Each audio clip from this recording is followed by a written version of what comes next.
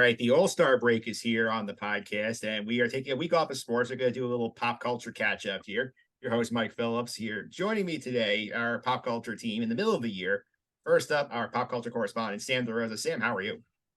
Doing great, Mike. How are you? Doing good. Phil, we haven't been on the podcast since the Super Bowl, so it's been a long time.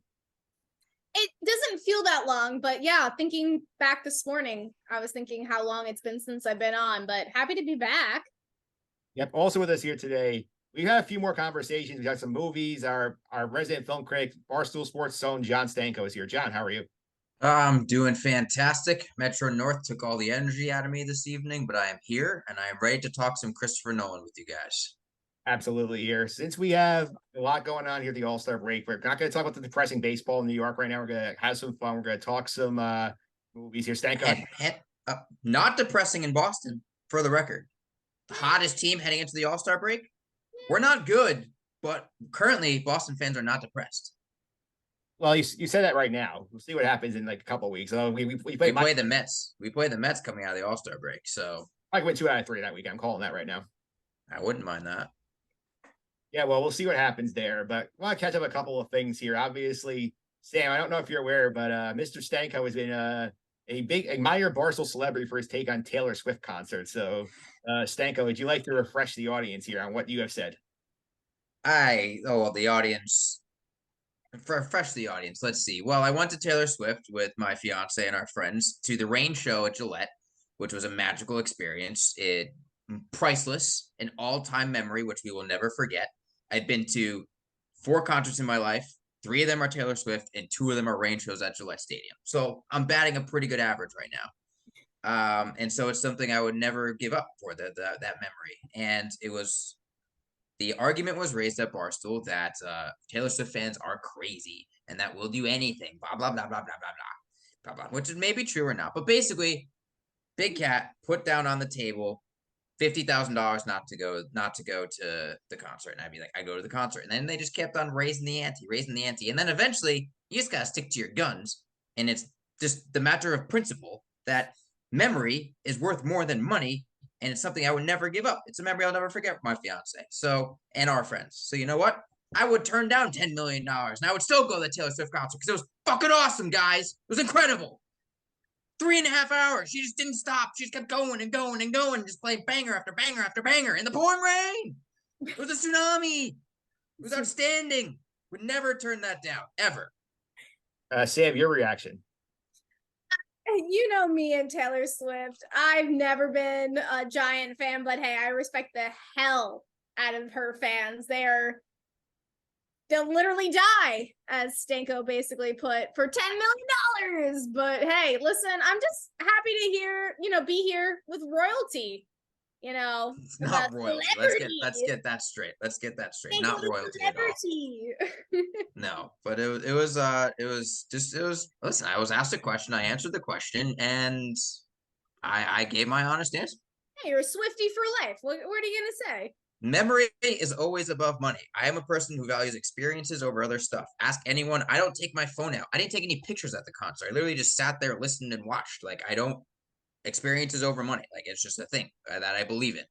Did she dive into the stage? Yeah. Oh, that's awesome. That's the one thing that I think I would cackle at. Yeah, I feel like that's the one thing I enjoy. Yeah, no, I think that's like the one thing I'd enjoy. Yeah, and now our new Speak Now. Speak Now is out, her version with 6 new songs as well. It's a good time to be a Taylor Swift fan, let me tell you. I have friends who are gonna go see her in Milan because they're like a wedding anniversary tour. So we're gonna go see her in Milan. So people are crazy. People are crazier than me. All right, so let's put that in the notebooks that Stanko has defended his stance on here. So not here. So where's your 13 Stanko on your hand? Here's the thing. I love Taylor Swift, but I didn't go around collecting all the bracelets and doing all that stuff. Like, I had the experience my way. So it's like, let me live my life. Barstool fans can say I'm an idiot. Barstool fans can say it's white privilege. But I know me. I know the memories that I have in my head. And the other people, they don't have them. It's life, Stanko's version. Yes, exactly. Yeah, so that's one thing I'll put out here. Number 2, any summer movie takes you guys want to share before we get into the Nolan stuff? Not that much, to be honest with you. I'm planning on going to see the new Mission Impossible this upcoming Friday. We're taping this on a Tuesday evening, so I'm planning on seeing it before I head to Cape Cod. But not a ton of summer movie takes. I haven't been to the theater yet, just life getting in the way. But I'm glad to see that the tepid reviews for Indiana Jones seem to have risen a little bit. Like people are like, I don't think they're being as hoity about it, and people seem to like it. So that's kind of the most recent one I have in my brain. That is surprising how that movie has done as well as it did. I thought with the reviews, people were going, but I guess like you know what, people love Indiana Jones. Right. It was one of those times where I think critics came out first, and maybe they have rightful gripes. That's not a great movie, whatever, whatever. But I've heard like if you love Indiana Jones and you're willing to just go along for the ride and admit that it's ridiculous that a 70-year-old man is doing these stunts that are clearly not him or CGI or whatever, like then you're gonna have a good time with it. So it's a step up from the Crystal Skull. So I think that's the thing that's been on my mind most recently. Sam, I know you're very busy in terms of actually having a life with your current job. So, like, have you had any movie experiences you want to discuss or you want to pass on? For summer movies, no. I'm excited for some movies coming out later this year around Christmas and Thanksgiving. So you can ask me in those months later on. But other than that, no, I have seen nothing. I've done nothing. And I live, breathe, eat baseball. Well, that's not a bad thing. It's not a bad thing. I will keep repeating that over and over. All right, so I'll share the notes of what I've had of late in terms of like some of the I've been to I think a couple of summer movies. So Guardians 3, a lot of fun. I wrote it up on the blog. I actually did a podcast spot on that one, so I did think it was a great conclusion of the movie. James Gunn, if he's going to carry that energy over to DC, great. I'm excited for that. That's number one. Number two, Stanko, make time for Spider-Verse because it is worth the wait and more. No, I'm gonna see that on streaming once it becomes available. I like the first one a lot. So, and there's also no homework with this one. So I'm very, very excited to see it once I can. I will say here, like, best movie I've seen this year so far. That's my favorite critics have said the same thing. So only good things I've heard about, and I'm excited for it. And I will point out also, I think this movie could, I think, be a popular choice to try and sneak into one of the 10 best picture slots in the Oscars.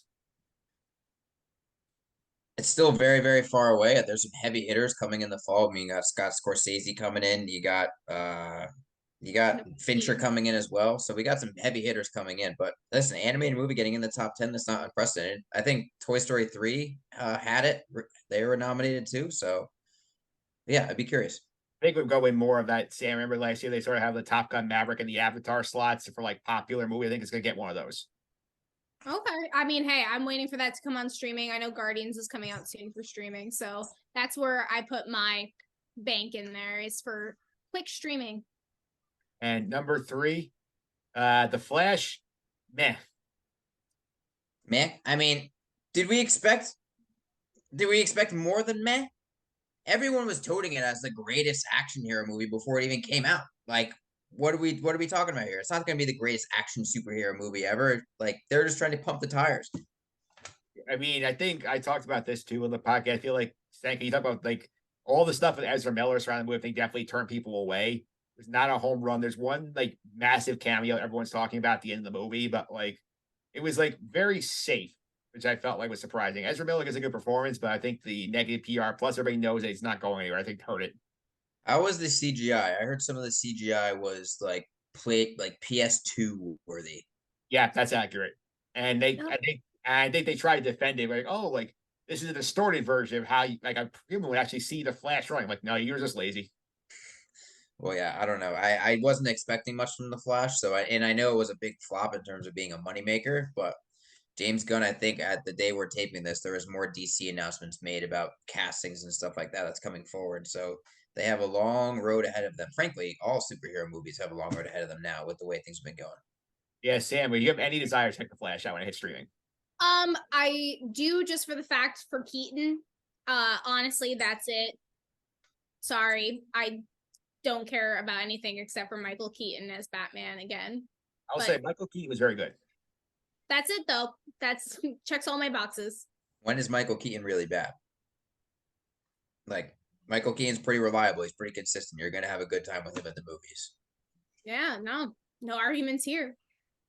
Yeah, for sure here. So let's get to the headline event here. We got the big box office battle here. Oppenheimer versus Barbie coming on July 21st. Both are coming out the exact same time here. So, but before we start this, which do you think is going to do better opening weekend? I'll go to you first, Sam.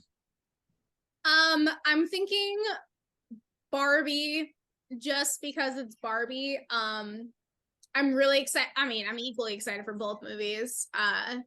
But I feel like Barbie's like a sit there, watch. You don't have to absorb terribly too much. We'll see what Greta does with the movie. Maybe there'll be more absorption and everything. But yeah, I'm gonna go with Barbie. Stanko, you agree? I definitely agree it's going to be Barbie. I mean, they've dumped boatloads, tons loads, cargo ship loads of money into the marketing for this movie. And I think it's going to pay off. I think all the bright, pretty colors, all the actresses, like all the actors, are embracing it with all the different dresses at all the different premieres and stuff like that. They are going full tilt to make this thing a blockbuster, and I think it's going to work. I think it's going to make a lot of money. Sam, you said it's not going to be a thinking movie. It's going to be different for Greta Gerwig not to create a thinking movie because she typically puts some depth into her movies.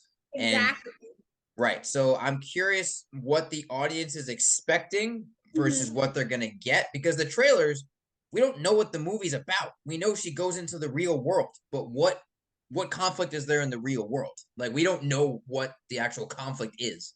Yeah, I wonder if it's gonna be like a Matrix kind of red pill, blue pill thing. Right, and it's gonna be like an allegory of the cave. She wants to leave, so she leaves, and then she's gonna try and go back to Barbie Land. She's not gonna be able to accept it, and then she's gonna have to make a choice. That's probably what's gonna happen, something along those lines.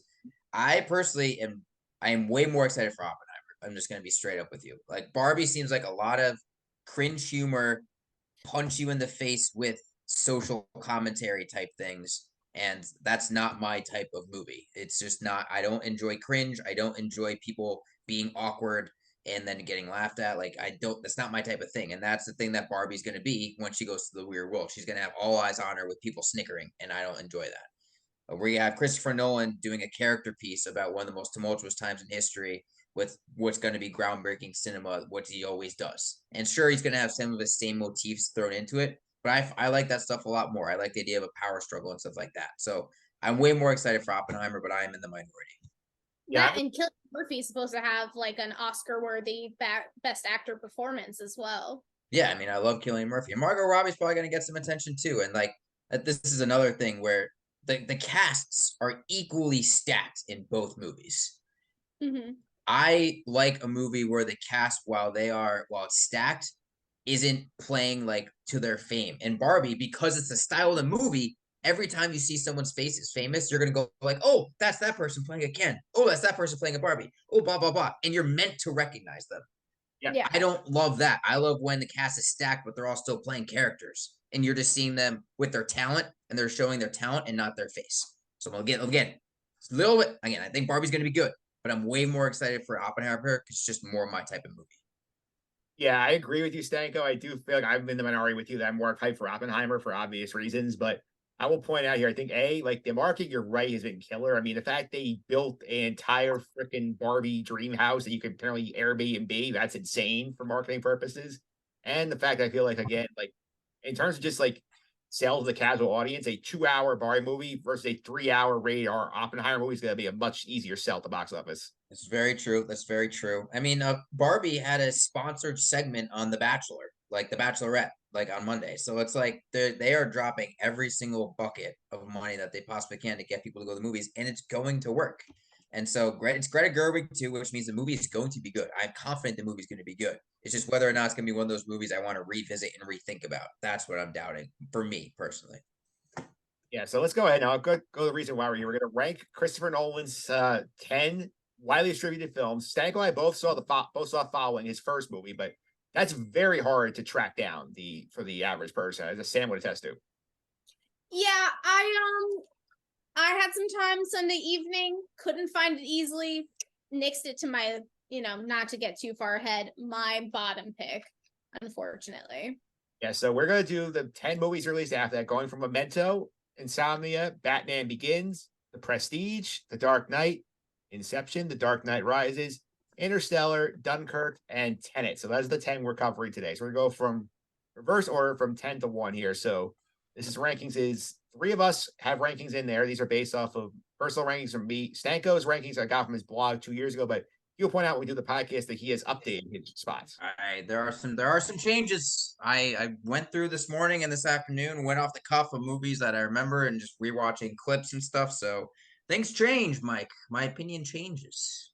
My opinion's changed since Sunday, and it's Tuesday. There you go. Yeah, so that's what's going on here. So we're going to start at the bottom here. Number 10 on the list is Insomnia, which came out in 2002. And I will be honest, when I did the rankings of this was 10 for you with a B+, because I don't think he's made a bad movie yet. But for me, the reason I put Insomnia number 10 was just that I feel like it's the one that like I've had the least interest in going back to of the whole catalog. It's not a bad movie, but I just don't feel like it is like the thing that's going to draw me in. Stanko, I know you were a little higher on this than I am. So you want to talk about Insomnia? Well, in my relisting of these movies, I have Insomnia as my number 10 as well in terms of its wide schedule releases because of the exact point that you made, Mike. This movie, when going back and rewatching clips and the trailer and kind of the vibe of the movie, was least interested to it. I think it's a very cool setting. It's a very unique idea. But again, in terms of just the overall movie as a whole, there's not a scene in it that I immediately remember like, oh shit, this is Nolan. He's cooking right now. He's cooking up a stew and we're just all going to gobble it up. I didn't have any of that with this movie. It was good watching it, but it's not one that I've revisited. So again, actually, in terms of his widely ranked releases, this is number 10. Yeah, Sam, did you get a chance to check out Insomnia? Nope. I don't know why, but I didn't watch that one either. So sorry, guys, but I couldn't find that one either at easily to stream, I should say. I do recommend watching it because it is Al Pacino working with Christopher Nolan. So it's like all-time director, all-time actor. They're combining forces, and it's a unique premise. It's just in terms of its momentum in the years after it was made, I don't think it has the same weight as many of his other movies. Yeah. Plus, I will also point out here, Robin Williams is a great performance in that movie as well. They have Robin Williams doing a villainous turn here. I mean, he got a Best Supporting Actor nom for his role in this movie. Yeah, I remember his, press, basically, his media presence for that. But other than that, haven't had the need to watch it. Yeah, so that's for sure. That's number 10 on our list. It was pretty low here. So number 9 on the list here. So you want to take a guess what the next one will be, Sam? I'm gonna go with mine. It's The Following or Tenet. Stanko, what do you think? I think it's probably gonna be Tenet, though I would disagree. It is Tenet here at number 9 overall on our list. The average score from the 4 rankings I collected here is a 7.75. So it was down here. So Sam, why did you have Tenet as low as you did? Not gonna lie to you guys, I did not enjoy this movie. I had a hard time the first time I put it on. I don't know what it was. It was too slow paced. I wasn't nearly slow paced. Yeah, wow. I couldn't make it through the first 5 minutes without turning it off, and then I had to sit back down and basically take an Adderall to watch it. Wow. Okay. It did get better. It did get better. I'm not gonna lie, but I had to be medicated to watch it. Okay. Stanko, your thoughts on Tenet? I think this movie has gone up a little bit in the years after it came out. I think watching it, I was confused. I was like, what is going on? There's a lot happening right now. I don't understand all of it. But I think it was one of those movies where once I stopped thinking about it so critically and I went back to remembering scenes and stuff like that, I was like, Christopher Nolan just took a giant swing and maybe he didn't hit it out of the park. Maybe, frankly, he thought he did and then said it's a single because he was jogging to first base. But regardless, he took the swing and I was entertained the whole way through. I disagree with Sam in terms of it being slow paced. I thought it moved very fast, so fast that I was confused at times. And I was like, pause, what's happening? So maybe a little bit too fast, but this is Christopher Nolan getting lost in his own sauce. I mentioned like Insomnia, he wasn't really creating a stew that I wanted to gobble up. This one, he put too much stuff in it and I couldn't fit it all in my mouth. And I was falling out and I was trying to understand it all and it just wasn't coming together. But I've gone back and I've rewatched scenes on YouTube. I've gone back and watched the synchronization between the fast forward and the backwards and the fighting and stuff like that. And I've been thinking about it since. And I did research on the movie after the fact. So he got my brain working. So that's why it's risen up a little bit in my rankings. Yeah, I think I'm with you in terms of the thing. I don't think it was too slow. I think, like you said, like he's trying to do so Right. much in this movie in terms of the plot. I mean, like he likes to give you the mind teasers. I think like he went up like 3 degrees from Interstellar, which is the last real mind teaser he had. That was sort of very confusing, but visually the movie's fantastic. I think it was very hurt by the fact that it came out during COVID when you couldn't get a lot of big audiences into theaters for it. I think if we had the proper perspective of being able to see it in a theater, I think it would have helped. Yeah, I mean, he tried to save theaters when this was coming out. He kept on postponing it, postponing it. It was a whole entire thing. And so he did his best. And I don't think it's going to be remembered as one of his best, but I think it's going to be remembered as one of his biggest chances. And you have to appreciate somebody who's made blockbuster trilogies, who's worked with tons of different actors and stuff like that, and has made super successful movies. This one, sure, he thought it was going to be a big hit, but the rest of the world was like, are you sure? This one seems kind of crazy. So he took the swing. He might not have knocked it out of the park, but still, you got to respect it.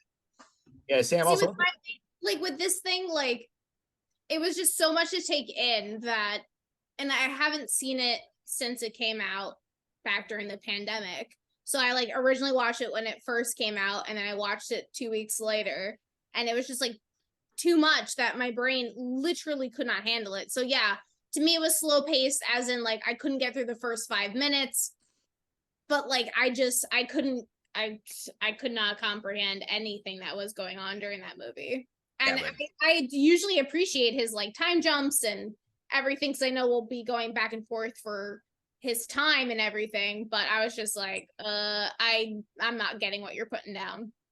I think this I mean, movie was also hurt by the fact that we had, like obviously, I mean, the plot was crazy, but I do think like compared to some of the stars he pulls for like some of these other movies here, like not a ton of star power in this movie in terms of actors. I mean, Robert Pattinson's probably right. the biggest name in there.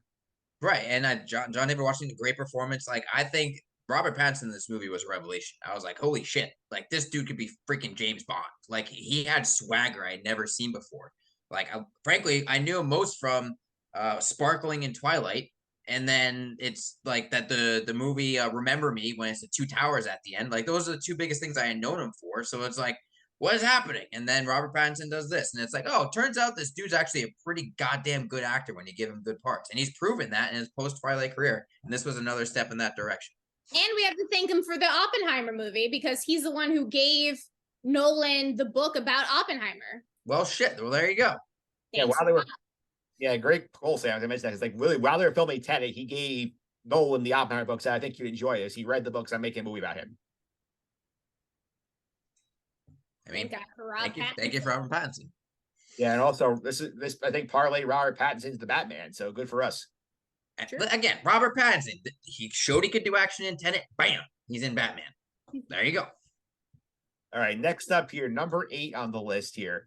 You'd like to venture a guess, Stanko, what do you think the next movie is?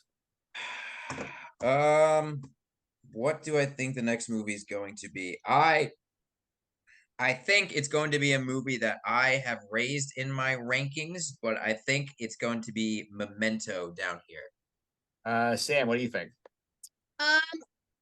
Again, I'm going with my answers because I'm selfish. I have Batman Begins. Well, one of you is correct. It's gonna be Stanko. He's actually Sam is correct. Really? Yeah, really. Batman Begins. If you rewatch it like I did, because I haven't seen it in like 10 years, it's gonna. I saw it. I believe I watched it last year, and this is What? Yeah, this is like, oh my God, it's a superhero movie that's not about the superhero. It's about the man. Like, this is one of Batman's greatest, like, origin stories. It actually shows something. I bumped it down because it's not very Nolan-esque. It took But I think that's why it's good. Yeah. Okay. I mean, it still has the Nolan, like, he still has Nolan. It's a guy searching for himself, trying to find a sense of identity, literally creating a new persona for him to live through and to try and cover up the past of his mistakes. Like, a lot of things happen like that are still motifs throughout his whole movies. What I appreciate is that in Batman Begins, in The Dark Knight, and The Dark Knight Rises, there's so many callbacks to Batman Begins. But like, if you think about it in a Nolan-esque way, it's not very him. Like there's some shots, like the shot of Batman standing on the pillar, and it's just like that nice little wrap, that sound. That's so Nolan. But other than that, there's not very, like, you couldn't tell it was a Nolan movie. That's why I personally bumped it down. Okay, all right. Yeah, I have Batman Begins number 7 on my list, so it's like a lower tier. I feel like the top 6 are sort of like in their own bucket, and then numbers this the best of the next group here. I do think this movie, I think, is better with age. I do think obviously the fact they chose to recast Katie Holmes after the first movie doesn't help it. So I think that's it is problematic in a sense. That's fair. That's fair. I never see, like, I didn't even have a problem with that when they recast Katie Holmes. It's just like, okay, it's a chess thing. Pardon me. Bless you. But like, what are you gonna do?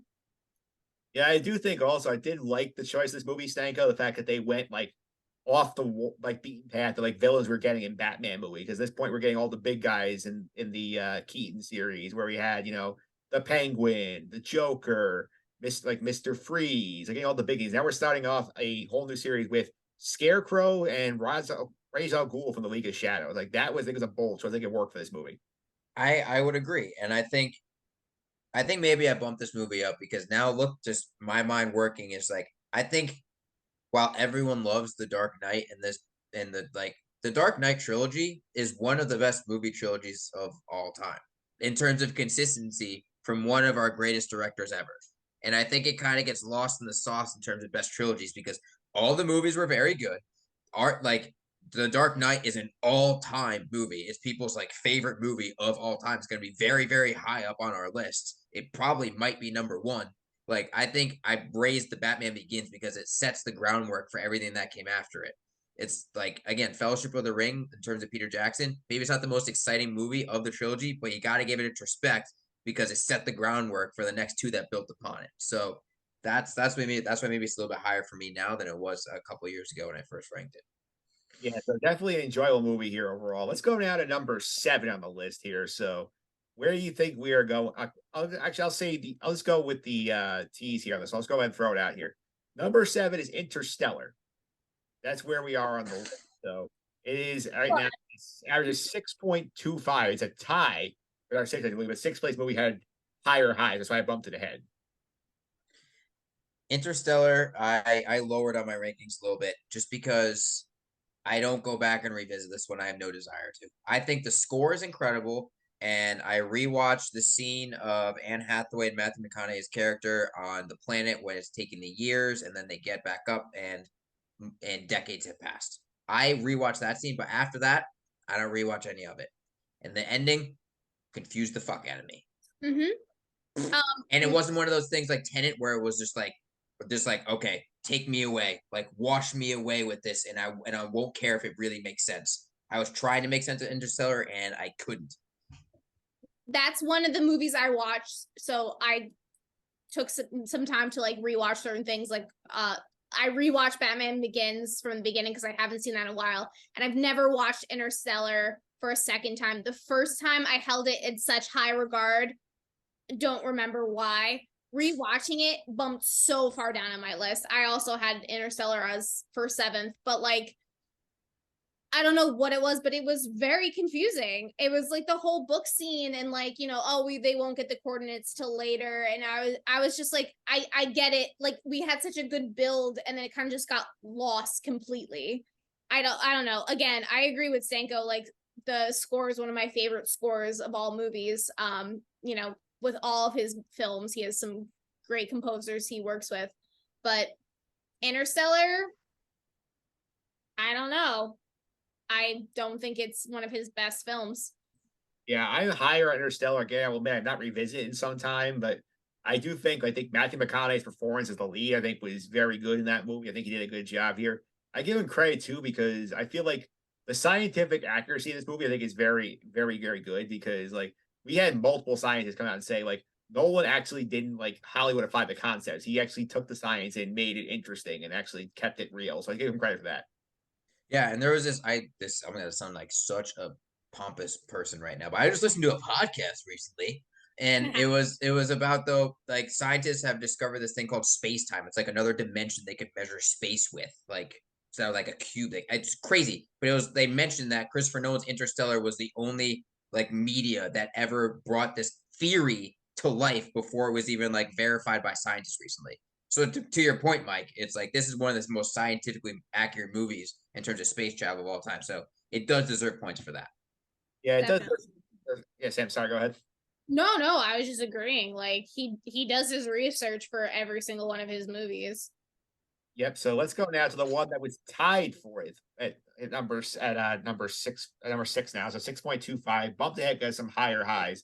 The Dark Knight Rises at number 6 on the list. So Sam, your thoughts on the end of the Dark Knight trilogy? So I had The Dark Knight Rises a little higher. I don't know why. I have, again, like Stanko, I was watching scenes from it. I did my rankings off of memory. The Dark Knight Rises was kind of like, for villain wise, Bane was kind of corny. I didn't like his voice. They didn't make him very huge. I see your face, Stanko, and it's so funny. And I love Tom Hardy. He's not like, the origin of everything of Bane, not the same as the comics. But what I liked more, and I had The Dark Knight Rises as number 3 on my list because it was very Nolan. Like it was, I appreciate Nolan. He doesn't use a bunch of special effects in any of his movies. So what I appreciated about The Dark Knight was it was just very, The Dark Knight Rises, I'm sorry, was just very like, for the people, it was very good for the times with, like the Wall Street, like the 1% kind of deal. But I don't know. I don't know why I liked having Catwoman. I loved that Robin was introduced, the whole Batman, arc of everything with, figuring out how, weak and the symbolism with him and Bane. It just, I can go on and on about this movie for like hours. But I wish it was just like a little bit higher on the list, but that's just me. Stanko, your take. I had this higher on the list, and I think this is Nolan's biggest blockbuster, if you will. I think this is the one where he was like, I'm going to make a movie that people are going to enjoy watching. And he wasn't as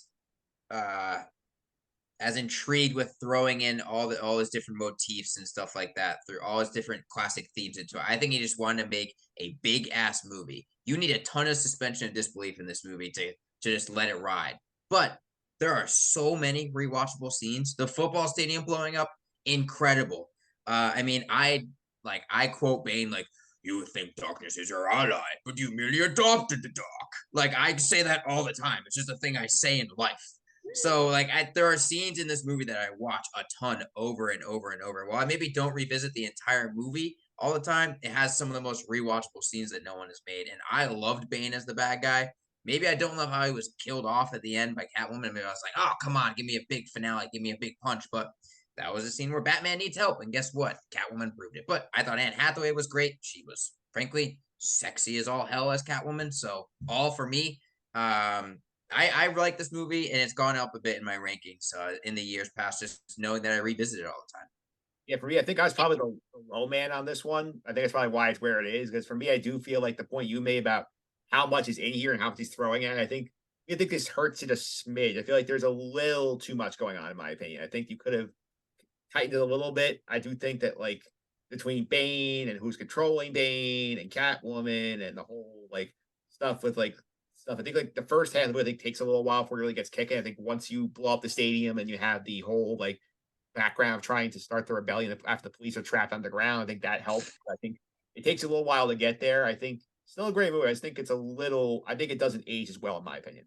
The symbolism, though, the symbolism with the well when Batman, Bruce Wayne falls down the well and then he literally has to rise from, the prison, a well, where he was. It was a really great callback. There's just like so many good callbacks from Batman Begins in this movie. It's like, I don't know, it's just like him becoming Batman all over again because, he lost his way, because of the Dark Knight with everything with Rachel. But like everyone in this movie so much shit. And I feel like it's not as bad as people remember it to be. And it's very Nolan-esque. Like it's like we were talking about how the Batman Begins was the building blocks. But what I feel like when you do have the building blocks, these directors are allowed to build and become more of their own instead of taking more of like the norm Hollywood, and they can make things more personalized. And that's what I liked most about Batman Begins. It's like, okay, we have Batman Begins, we have the Dark Knight. I can be more of myself in a Batman or sorry, The Dark Knight Rises is what Nolan wanted to put on the screen. Also, this movie had impossible expectations. You're following up The Dark Knight, one of arguably the greatest superhero movie of all time. That's what you're following up. Nothing was going to be able to match that. But the Joker was the best part of that movie. True. So, like, I feel like, if we're going off of Nolan, then it's just like, the actor Heath Ledger really elevated the movie. But that's just me. That's just my hot take. But we'll get there when we get there. Yeah, I think we'll get there. We get there. I will say though, anybody else trying to follow up the Dark Knight, I think would have had a much harder time than Nolan did. The fact he got, I still give a B+ on my scores. By the way, I still think it's a very good movie. So it's like I think credit to him for being able to do something that came close to what he did with Dark Knight. Yeah, no one doesn't make bad movies. No, I have nothing lower than a B+ on my scores for Nolan. Yeah, he doesn't make really bad movies. All right, so our top 5 here in some order here we have in release our Memento, The Prestige, the Dark Knight, Inception, and Dunkirk. So that's our top 5 in some order. So what do you think is next, Mr. Stanko? I don't know. I think I'm going to be in the minority in terms of some of these top 5. I'm going to say The Prestige is number 5. Sam, what do you have number 5? I also personally picked The Prestige as number 5. So I'm not saying Prestige is my number 5. See, this is one of my things where I'm like, The Prestige should have been higher on my list from Sunday. What are you thinking? You love this movie. What's wrong with you? But that's the number I'd put because this was Sunday after a long homestand. So, all right. So this is not The Prestige. It is higher than that. We're going Memento number 5 here. So, and I think we specifically had Stanko is why Memento is here. So you want to take a look at that.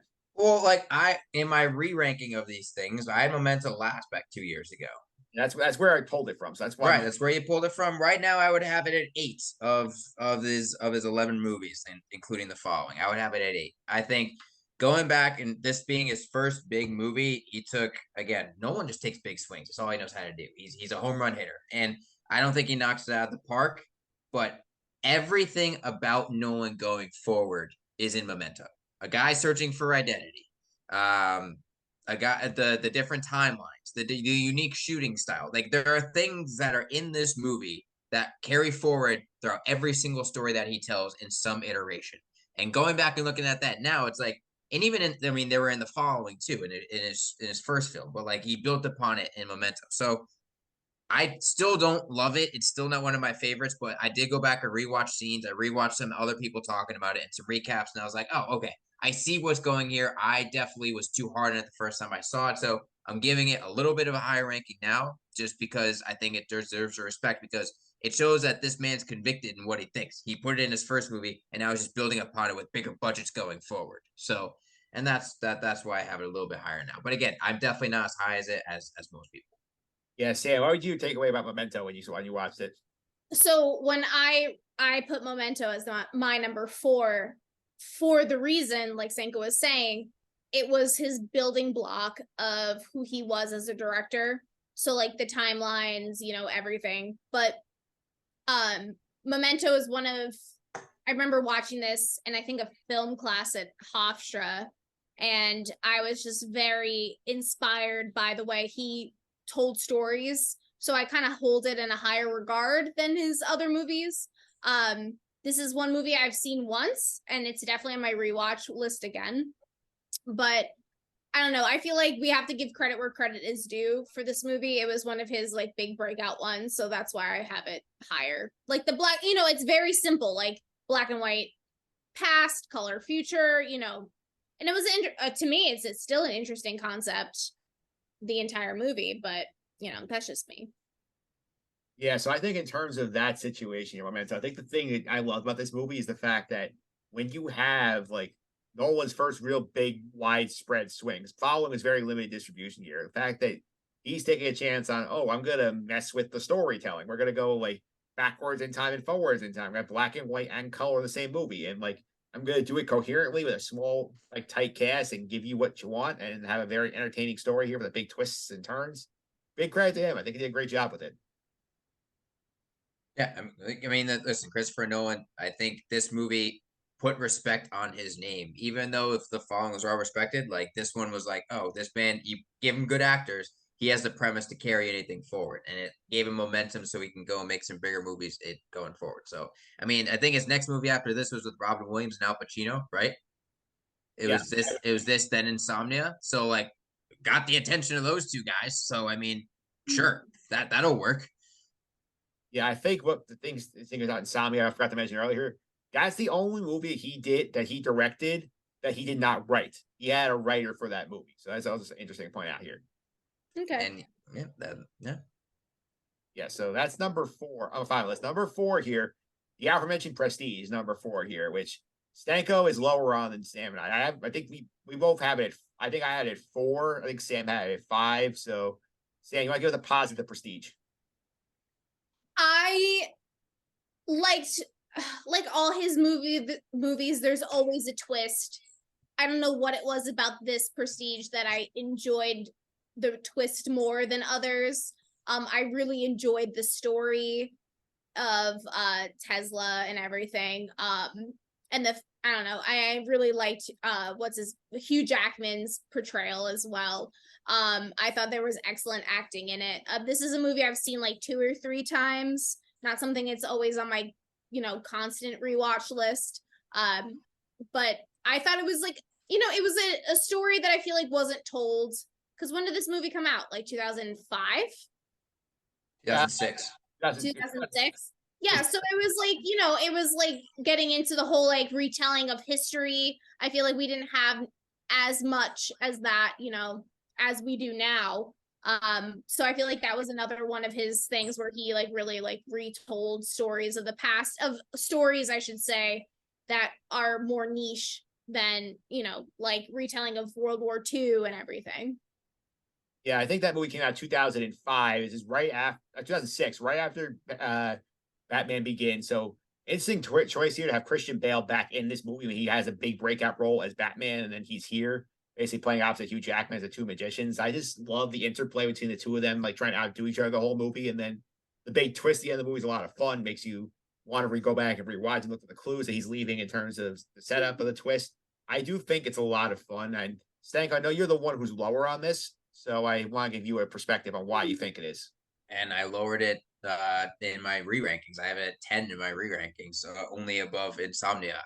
This movie didn't click for me. The ending, while I was like, oh, like okay, that's the Christian Bale character. I see what they did there. I didn't love it. I thought it was kind of gimmicky, the 2 different people, 2 different personalities. I don't know. I wasn't a huge fan. I mean, this one just doesn't stick with me. Again, it's one of those things like Insomnia. I'm not going back and rewatching scenes from this movie. There's not something about it that's like grips my memory and tugs on it, and it's like, oh, I need to go research this as to why he did this or whatever. It doesn't stick with me. I didn't think the twist was that great. I thought it was frankly a little bit too far-fetched. I think they stretched a little bit too far. They hyperextended themselves, and for me, with that, they lost me. And so again, I'm in the minority on this one, but the Prestige does not cast a spell on me, if you will. Yeah, that's for sure here. So let's go now to our top 3. We have The Dark Knight, we have Dunkirk, and we have Inception. So those are our 3 movies here. So I'll give away that one had an average score of 3, and the other 2 had an average score of 2.5. So very, very tight for these top 3 movies. So what do we got, Mike? What's number 3? Number 3, a movie you said you thought would be number 1 is The Dark Knight. That's number 3. Okay. Slightly surprised by that.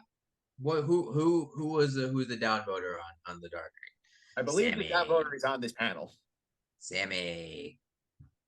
Sam, you want to tell us why it was lower on your list? So for movie wise, one of my favorite movies for a Christopher Nolan movie, lower.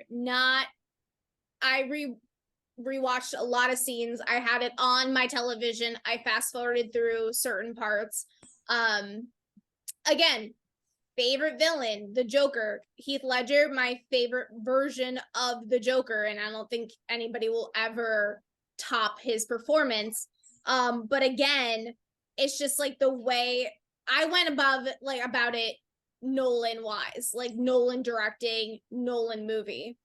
And I don't believe that it had as much as his art, basically his style in it, as his the other two movies that I voted above it, or honestly his other 5 movies. But again, I will never ever say anything bad about Heath Ledger's performance. The movie, the film, the plot, the soundtrack, one of my favorites. But again, it's just not quite Nolan top 3 for me. Yeah, Stanko, what's your big takeaway from The Dark Knight besides obviously the all-time villain performance in a superhero movie from Heath Ledger? This is his most rewatchable movie. This is the one. There are scenes you could just dial up on YouTube and watch 2-minute clips of and just be in awe. The truck flipping over is some of the best practical effects, just outstanding and immensely quotable. Every single aspect of it is quotable. But also, this movie, while it has the action, while it has the great acting, it's also got a pretty darn good story too, with like the mobs and stuff like that. I didn't like traversing the world. Like I bought into it. It has every single aspect of it is well done. And I do again agree that Heath Ledger is the fulcrum that allows it to go. But also, you talked about there are some movies where you thought it started off slow, Sam, in this process. The Dark Knight, arguably best opening sequence to any superhero movie ever. Like immediately from the get-go, just with the mask, you're like, oh shit, what's about to go down? And then you're in for a ride the rest of the time. It's outstanding. The introduction of the Joker is so cool. This movie, it's more of a Joker movie than a Batman movie, but that's a good thing. And that's a risk that's a choice that Nolan takes, and it pays off. And like again, I say where is she all the time. Like it's just this movie is so quotable. It's outstanding. It's his most rewatchable movie. It's just like the whole thing with the Joker. It's like, like when they don't blow up the fairies, they don't blow each other up. Like it's just like that realization that maybe there is good in humanity is one of my favorite scenes. Like when he's getting like him and Batman are in this like one-on-one battle, and he has Batman down. He's like, oh, like what did you think? You thought that there wasn't good. But again, you stole the words right out of my mouth. One of my favorite opening scenes of any movie is The Dark Knight. It's one of the best opening scenes ever. Yeah, tremendous opening scene. Obviously, the Heath Ledger performance is legendary. I mean, he obviously, I think, greatest villain of all time here at Stanko. I think one thing I love about this movie here is like up to this point, we never really had the superhero movie where the superhero willingly has to take a loss. Because every one the superhero comes out on top, and here, like he has to like take the public relations hit because Two-Face ends up losing his mind and he has to kill him. And then he says, like we have let the people have Harvey Dent be a hero, so I will become the villain. And then it sets up a very interesting direction for the Dark Knight Rise, where he's basically out of society for like several years. So I think that's a good choice. And obviously, I think the realism of this movie as well, because the way the Joker plays Gotham against itself, I think it's so much fun to watch. I mean, when the ending of the movie hits and Batman's going up the ramp and the bass hits, and you're just like, oh shit. And that you're kind of gripping with the fact that Batman is the ultimate hero. He's sacrificing his persona, if you will, but also evil wins. And it's like, guess what? Some of the best sequels of all time. I'm thinking of The Empire Strikes Back. Evil wins. It sets the stage for the next one.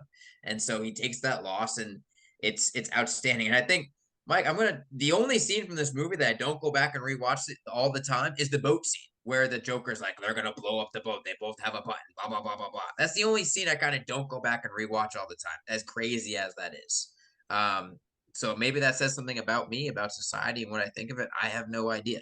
But the movie, it rocks. And Mike, that's a great point about how the hero is not riding off into the sunset to go save the day again. This hero's riding off and onto the highway trying to escape the cops because he's taken the fall. Like it's a completely different type of ending than you would expect. Yeah, that's for sure here. So let's talk about number 2 and number 1. These are tied 2.5 each on the list. That tells you how divisive the Nolan movies are in terms of like how great they are. I mean, there's no clear consensus. Oh, this is like 1.3. Like they're right there. All right. So how do you want to do this? Do you want us to guess? How also are you differentiating the both 2.5s? I gave the one that had the higher ratings, the number 1 spot. Okay. So number 2 is Dunkirk, and number 1 is Inception. Okay. So would you like to start with Dunkirk or Inception? Sam, ladies first. Well, we'll go with the lower one. I had Dunkirk as my second as well. we'll find out why Inception was my number one later. But let's start with Dunkirk, shall we? Sure. Tell me about Dunkirk. Dunkirk is probably one of my favorite World War II films that has come out ever. I truly enjoyed the monumental, the one take shot that was for 5 minutes long. That was, it's not unheard of, but it was very well done. I also enjoyed the kind of like the unknown soldier perspective, and we focused on him. It made you feel like you were in the middle of a war zone. It was just, it was amazing. I got to see this one in theaters when it came out in, I think, 2017, 2018. One of, I don't know, cinematography. They had the really great plot points for every single one of the different, characters they had that were all tied in together. You never really knew what time it was, like when everything came together until, basically the end. It was it's one of my favorite movies, but as we know, Inception is my number one, but Dunkirk is very, breathless, kind of breathtaking movie. Yeah, and Stanko, I think in terms of this movie, I think the thing I love here is like, yes, he does play with time. He does it in a very clever way where you have the three storylines between the air, the sea, and the land, and like each one takes us over a different span. Like the air is an hour, sea is like a day, and the land is a week. So it's fun seeing these stories sort of like eventually coalesce into one big thing. And I think he does so beautifully. And the realism of this historical event of the evacuation of Dunkirk, if we get something similar to that in Oppenheimer, I'd be thrilled. This is my number one. I think this is Christopher Nolan's best made movie. It's not his most rewatchable, but in terms of just best made in all aspects of it, flows so well together. You mentioned the clocks. Everything just ticks right. Everything just goes and it just hits the right note. I remember watching this movie in theaters and the sound blew me away. Like you seeing this movie in theaters was an experience because there's not a lot of talking. There's a lot of visual storytelling and there's a lot of just audio blasting your eardrums, whether it be bombs, explosions, ships sinking, the weather. All of it is just coursing through your ears, but it's all working. It floods you with noise, but it makes you feel something. It's like curls you up in a ball, but you just want to get tighter and you want to get on the beach with him. You're experiencing the whole entire thing. He was nominated for Best Director for this movie. I think it's his best movie. And while, again, I don't even think it's not his most rewatchable, but that's okay because everything about this movie worked. Blown away when I saw it, and it also proved like no one doesn't need to just make blockbusters to make great movies. We had seen him with the trilogy that he can make the big bombastic action sequences everyone likes. These action sequences aren't meant for visual and audio splendor. They're meant to evoke some sort of emotion that the characters are feeling. They're not meant to evoke emotion from the crowd watching. They're meant to evoke emotions from the characters in the scenes. And that's what I took away from this movie. I thought exceptionally well made, and again, the audio from this movie it still rings in my ears to this day. Yeah, I think if we get something similar to Dunkirk in terms of like character development and just, historical nature, because I think it's probably the closest comparison to what he's going to be trying to do in Oppenheimer is this movie. We get the execution like that. I don't even need the time mechanic. Just like give me the good character development here and like stuff like that. I'd be very excited.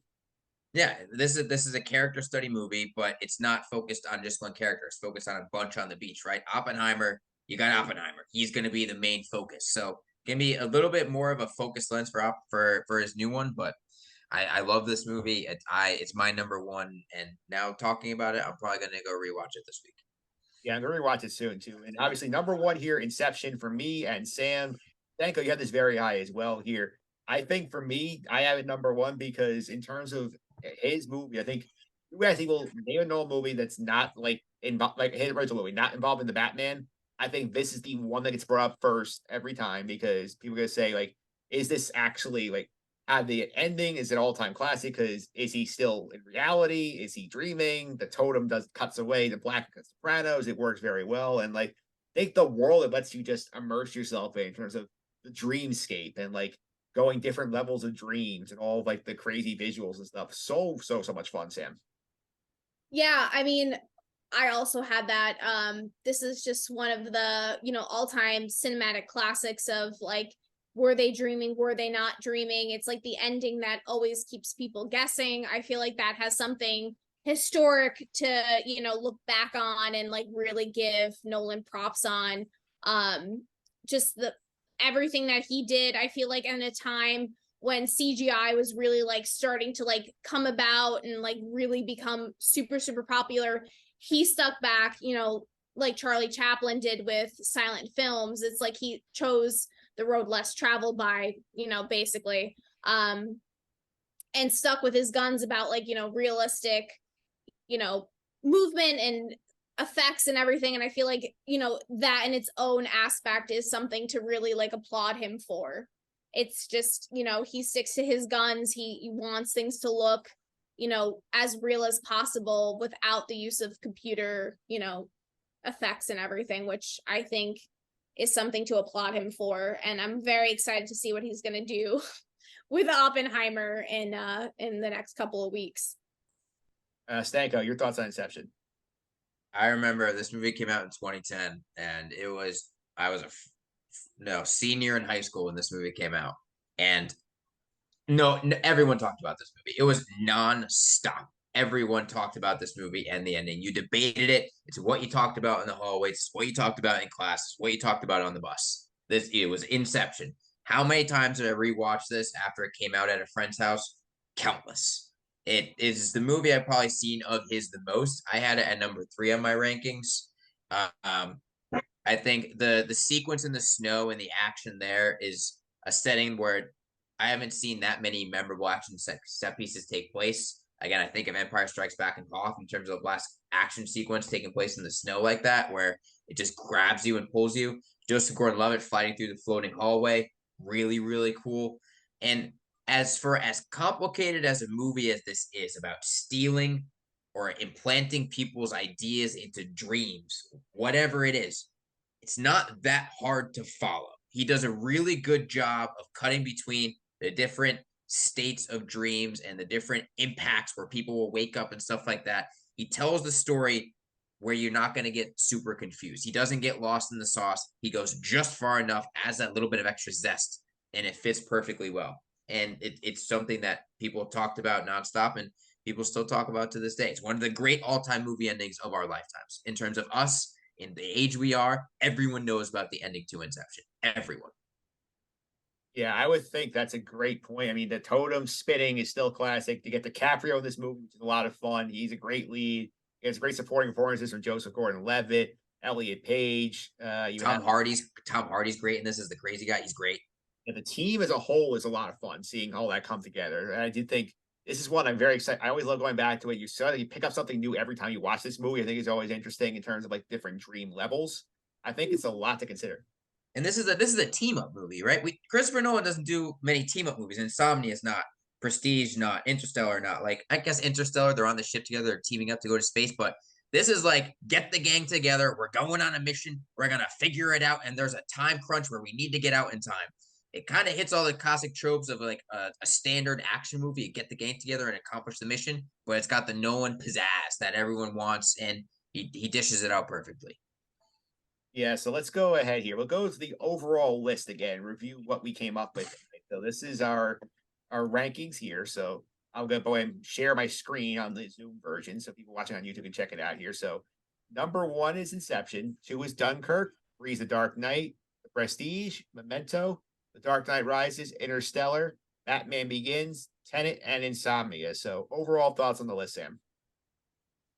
After listening to everybody's discussions on everything, I think it's a pretty solid list. We're all gonna have our qualms about things that we like personally, but I think it's pretty solid. Stanko, anything stick out to you? The only one that I would really throw my hat in the ring and gripe with is The Prestige being at number 4. I just think that's too high. That's a me preference thing. I would move that down. But that's the only one on this list where my eyes kind of boggle. Yeah, I think overall very fair list. For me, I looked at it as like the top 3 right here. Very, very, very narrow separation between them in terms of like my personal preferences. Because like I could have a day right now where it's Inception number 1. I could sit here in 3 days and say, oh, I like The Dark Knight better. So I could go back and forth. That's the thing. These lists flow. Like I made my list 2 years ago. That's when you took it off of. But then I was on the train today, and I was like, all right, what are the movies again? Jot them down. This is what I think, and then you redo it again. These things change. We all change in terms of what we think about these movies. But I think we could all agree when Christopher Nolan comes out with a new movie, we get excited. He has that it factor. He has that James Cameron factor where you're like, what is he going to do next? How is he going to blow our mind? And Oppenheimer was definitely he's going to blow something up. That's for sure. And our minds is going to be one of them. Yeah, that's for sure here. So now we have Oppenheimer coming in a couple of weeks here. So what are your expectations for Oppenheimer, Stanko? Very, very, very high. I love the fact that Nolan's doing a character-driven movie. I think it's fascinating to see Cillian Murphy taking on a very complex character, a guy that history does not look kindly upon, but you have to acknowledge his brilliance as well. And it's he's gonna be assigned this task. He's gonna have a sense of power. He's gonna make mistakes. He's gonna commit the ultimate act of creating the world's most deadliest weapon, which is gonna change the world forever. Then you're gonna have to see him have to wear that weight of creating the atomic bomb. And how does that affect people's perspective of him when they know that he's not necessarily the greatest guy in the world? So I think it's fascinating to see him take on a character study like this because we haven't seen him take on a true life character study like this ever. So it's a new test for Nolan, and I think he's going to pass with flying colors. I certainly hope so. Yeah, I think in terms of that here, Sam, what else are you feeling about Oppenheimer? Like, what has you intrigued about this? I again, going back to Cillian Murphy's performance, I'm very excited to see what he brings to the table. I'm also very interested to see how other characters are going to play. Very, very interested on how he's going to use his time warp, basically, on how to introduce the story. Because you never know how he's going to propose the plot using the different timelines. Because, that's Nolan's classic, is different times for everything. But yeah, very interested what Stanko said on a very character-driven movie, which we've never really seen before. So I hope that, if we circle back in a year from now, that Oppenheimer is going to be really high up on all of our lists. And, it's just my fingers are crossed. Yeah, I'm going back to look at some of the cast of this movie here. I'm very excited. I mean, look at the names you have in here. I mean, besides obviously Cillian Murphy's our lead here. Emily Blunt, Matt Damon, Robert Downey Jr., Florence Pugh, Kenneth Branagh, Gustav Skarsgård, Matthew Modine. The list just goes on and on and on. They have so many great actors in this movie. He is one of those people call to work with him. He can get anyone he wants for any movie that he wants. And they have explicit trust that he's going to make a good movie. He's going to make something that people are going to want to watch. So, I mean, it's a bleak summer blockbuster time. We have 3 massive movies coming out between Mission Impossible Fallout, Barbie, and Oppenheimer. Going to be really curious to see which one has a lasting impact in the summer and then which one carries over to award season come February, March of next year. I think of the 3 movies, I think Oppenheimer, don't be surprised if it has the most Oscar nominations because of all the technical prowess that no one's going to be able to sell, because that for a fact this is going to get visual effects and sound and possibly score, because that's something that no one seemingly never, ever misses on. And also, the Florence Pugh character in this movie, keep an eye on her because she plays a huge part. I love your Florence Pugh love, because I love Florence Pugh. I also love her so much. I mean, I think visual effects get a lot. And you think of the fact that they recreated a nuclear bomb explosion for this movie without CGI, and he said there's no CGI in this film at all, entirely shot in IMAX. So yeah, and no idea. The movie is long. Go to the bathroom beforehand, because I don't know if you're gonna want to take a bathroom break during it. But listen, we should all be excited. Christopher Nolan is making movies, and he makes big ass movies that gets people into seats. We have to thank him. Frankly, Tom Cruise, Christopher Nolan, James Cameron, these guys just know how to put on big budget movies that people want to go see. Yeah, I'll also add in here to other actors a note. I'm going to hear Rami Malek's in this movie, which I'm very excited about here, and Sam, blast to the childhood past here. Josh Peck has a role in this movie. Yeah, I saw that. Interesting to see how his character plays out and everything. Love Josh Peck, loved him in How I Met Your Father. Curious to see how he translates to a Nolan movie. All right, so that's it for the Oppenheimer stuff here. Before we go, obviously, summer picks. Obviously, we're kind of midway through the summer movie season, pop culture season here. Things are a little weird because the writer's strike's going on. Might have an actor strike by tomorrow night if things don't really change here. So, in terms of content coming up here, Sam, anything you're keeping your eye out for? Looking forward to the fall winter season, especially with Napoleon. That trailer really piqued my interest. Other than that, I don't really have that much to talk about. Stanko, any thoughts in terms of like movies, TV coming up you're intrigued by? I mean, I definitely 100% agree on the Napoleon trailer. That got me so amped up. I cannot wait for that movie. Joaquin Phoenix, Vanessa Kirby, Ridley Scott, sign me up. Very, very excited. I think, Mike, I mentioned to you, I'm excited for the Meg too, just because I need a stupid summer movie to keep me entertained. Monster movie. I'm excited for that. I've been seeing trailers for this new horror movie, The Last Voyage, on the Demeter, which is a Dracula movie. Very just curious to see about that because it's getting a lot more pub than I thought it would.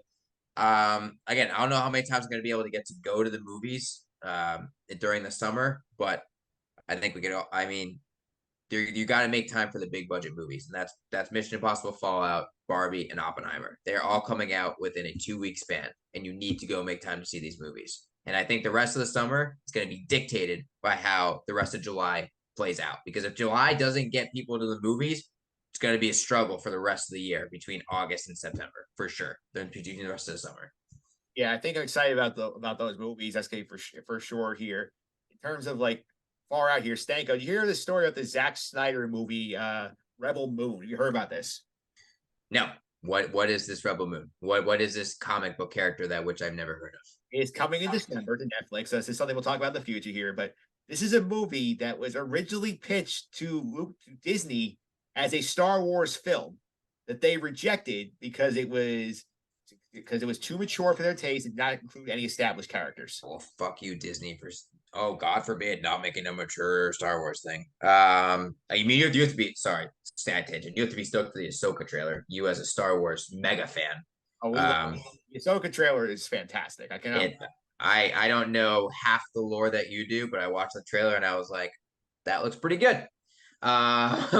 So I mean, Rebel Moon, I'll keep my eye out for it. I enjoy Zack Snyder. This is supposed to like launch a franchise, right? If I'm trickling my bells correctly, like this is supposed to be like a mega franchise that can kind of lift off the ground, right?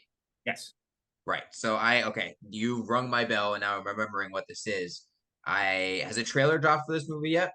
I have to look. I think there's one out, but like it looked very intriguing. And the premise, if you read it on Wikipedia in terms of like what the actual premise of the movie is, it sounds exactly like a Star Wars movie. Okay. Well, again, I'm a sucker for sci-fi action, and I believe it's coming out on Netflix, right? December 22nd on Netflix. Right. And so it's Christmas time on Netflix, sci-fi action movie. Guess what? Me being stoned out of my mind one day is probably going to turn this on and have a good time. So, you and Emma will spike the eggnog and watch this movie. Yeah, I'm not an eggnog guy. I'll sit there with a glass of whiskey, and she could have a glass of wine, and then read her book while the movie's on TV because she won't want to watch it. Yeah, I'll obviously throw out here too. Ahsoka coming out. I'm very excited about. There's a new season only version of The Building coming in August, Sam. So that will be fun. Yeah, definitely. And also Winning Time season 2. I cannot wait for that. I hope that you have a good time with Winning Time. Still haven't got to the first season, but I hope that you have a good time. I'm very excited about this. I will actually cover the premiere on the podcast. I'm doing a segment on that. So very good. Very good. I'm excited for the rest of baseball season. Sam, how about you? That's coming up, right?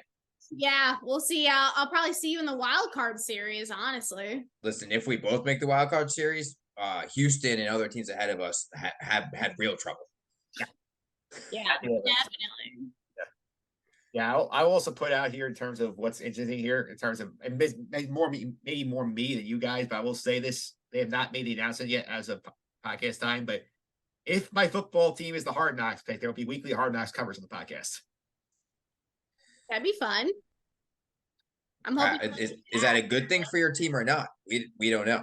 Choice, because we cannot turn it down if the league picks us. Here's a confession. Hand up. I have never watched a season of Hard Knocks. I have never watched an episode of Hard Knocks. It has never, ever kind of appealed to me. Is that bad? I don't know. I'm a football fan, but It's never appealed to me. You're a winning franchise, so of course you wouldn't love Hard Knocks. Yeah, not over the past 3 years. I know. Welcome to the Losers Club. Yeah, I will say though, like I feel like the Jets do not want to be on it. They made it clear they don't want to be on it, but the league I think wants them to be on it, obviously because they got Aaron Rodgers and they're probably the most interesting story in the league right now. So I think if they're on there, we will cover it weekly on the podcast because there's gonna be a lot going on at Jet Camp. Yeah, but I feel like a lot could be said about the Jags too. How they made it this year and everything. So you might have some competition there, Mike. Yeah, I think the problem is the Jaguars can say no, the Jets can't. Well, yeah. Well, they're building a new stadium and everything. So I just want to see Aaron Rodgers high on ayahuasca on Hard Knocks. That'll make me watch it. I mean, the original Jet Hard Knock season was legendary. So this one, with all the characters they have, like I mean, the original one we had Rex Ryan. We gotta go have a goddamn snack, and we had the shake weight to Steve Weatherford, and we had Marty forgetting all his kids. That was all Hard Knocks. Cromartie, didn't he like name his kids by like numbers, or is that just a joke that I made up in my head? No, they had a whole segment where like he was trying to name his children, and was forgetting like how many he had, or like this one's a girl, this is her name, like That's context. But I think that's tough. He wants that scrubbed from the internet. He wants that scrubbed from the world. yeah. So I think like if the Jets are there, I'm excited for that because I know it's not good for the franchise, but considering they probably can't say no to it, we'll embrace it. And then you'll finish 10-7 and be the 7th seed or just miss out in the playoffs because Aaron Rodgers will get hurt for 4 games. Yeah, well, we'll see about that. I know I'm speaking it into existence. I'm spiteful. Trying to put the bad. One of my PAs had the best allegory for the Jets season. It's like they'll do kind of crappy, do super well, and then Aaron Rodgers is gonna retire. And I said that's the best guess that anybody would have for the Jets season. So that's Corey's guess, and I think that's what's gonna happen this season. Yeah, Mike, as you can see, we're all rooting for your happiness. We all want you to succeed and be happy in sports so badly. Yes, I feel the love right now. Yes. It's just, and the suffering. It's just going towards your podcast name. Right. What happens if your suffering ends? You have to rename your podcast. What are you going to do? You're going to do a complete rebrand. Yeah, well, I mean, like, we might have playoff suffering at this point. Oh, that's a different type of suffering. That's true. That's true. Because I don't think my odds of winning a title with the Mets this year are good. So I think I already have suffering label covered also. Yeah, but yeah. All right. So I want to thank you guys. Just a little bit of suffering. Well, that's certainly a lot of fun. Enjoyed chatting up with you guys. So Sam, if you want to follow me on social media, how can I do that? You can find me at SDRLS6 on Twitter, and then just Google my name, and honestly, I'll pop up somewhere. Yeah, I also say Stanko, social media. Social media is at jstanko99. You could read all the stuff I write at stankostance.com.